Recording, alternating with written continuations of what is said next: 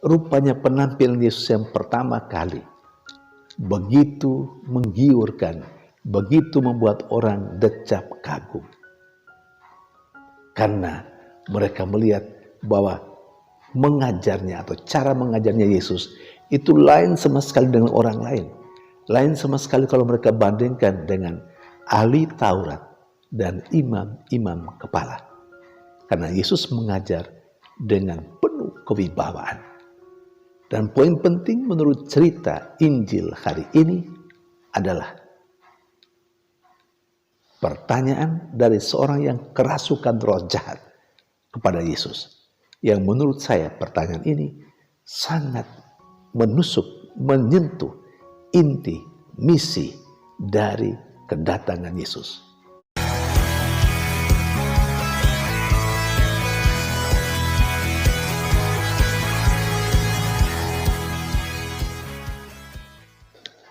Berjumpa lagi dalam permenungan kita edisi Selasa 10 Januari 2023, Pekan Biasa pertama.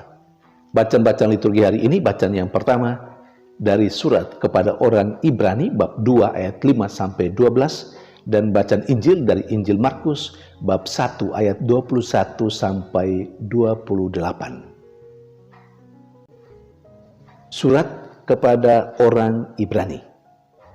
Seperti yang ditegaskan dalam bacaan pertama hari ini, menandaskan bahwa Allah begitu memperhatikan dan mengindahkan manusia. Bahkan segala-galanya Allah tundukkan di bawah kaki manusia. Allah ciptakan manusia hampir setara dengan Allah. Namun, segala sesuatu termasuk manusia itu ditaklukkan, ditundukkan oleh Allah kepada Yesus Kristus. Yesus Kristus dengan sengsara wafat, dengan penderitaannya, memahkotai hidupnya, dirinya dalam kemuliaan.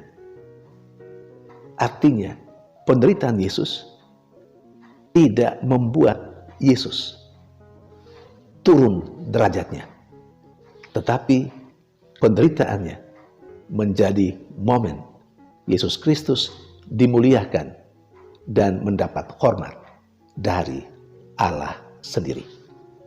Karena itu, maka dengan penderitaan Yesus pula, semua orang, segala makhluk termasuk manusia, diantar kepada kemuliaan itu. Disinilah penderitaan bagi orang yang percaya kepada Kristus memiliki nilai penebusan.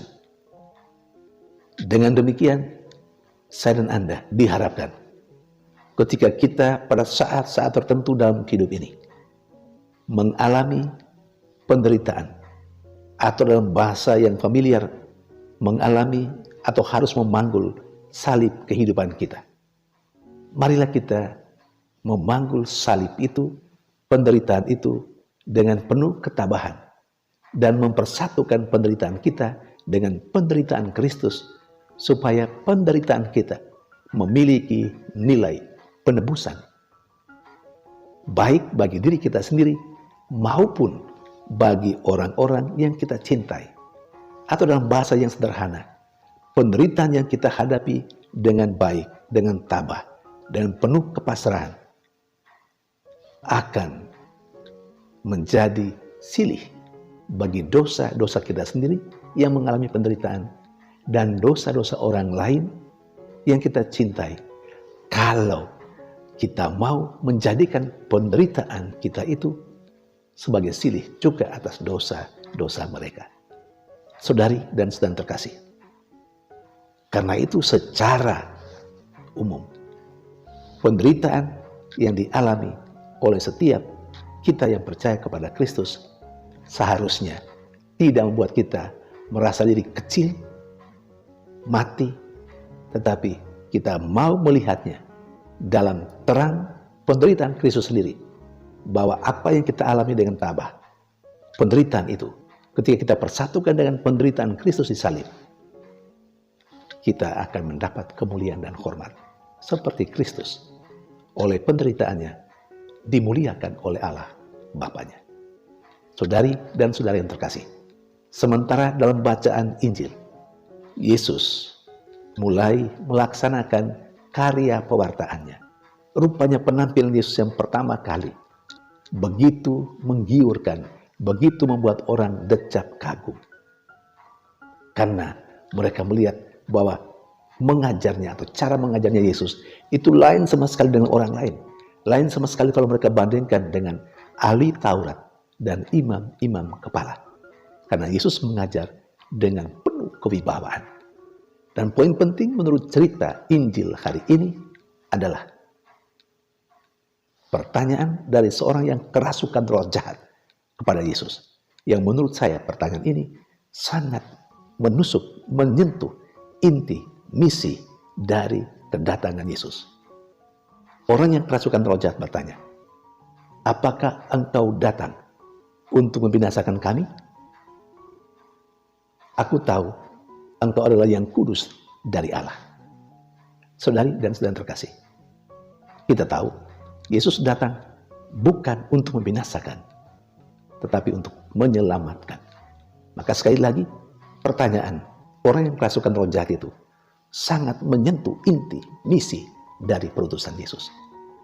Karena itu, kita tahu juga bahwa Yesus memang datang bukan untuk membinasakan, tetapi untuk menyelamatkan. Saudari dan saudara terkasih, sebagai pengikut Yesus, kita semua, saya dan Anda, seharusnya seperti Yesus. Kehadiran Yesus di dunia ini, kehadiran Yesus di hadapan orang banyak, bukan untuk membinasakan mereka, bukan untuk membuat mereka mengalami kebinasaan, mengalami penderitaan, bukan, tetapi untuk menyelamatkan mereka. Seharusnya kita, kehadiran kita dimanapun, harus membuat orang yang ada di sekitar kita tidak mengalami kebinasaan, tidak merasa tidak suka dengan kita, tetapi mereka semua akan mengalami kegembiraan dan sukacita, akan mengalami keselamatan. Saudari dan saudara terkasih, bagaimana dengan kehadiran kita saat ini atau selama ini? Apakah membuat orang merasa gembira karena adanya kita, karena kehadiran kita? Atau kita malah sebaliknya, orang merasa tidak nyaman ketika berjumpa atau ketika mereka berada bersama dengan kita? Ingat, ketika orang merasa tidak nyaman dengan kehadiran kita, kita pasti hadir untuk membinasakan mereka. Bukan sebaliknya seperti Yesus, kita hadir untuk menyelamatkan. Kalau kita hadir untuk menyelamatkan orang lain, pasti orang akan senantiasa membutuhkan dan merindukan kehadiran kita di tengah mereka. Tuhan memberkati.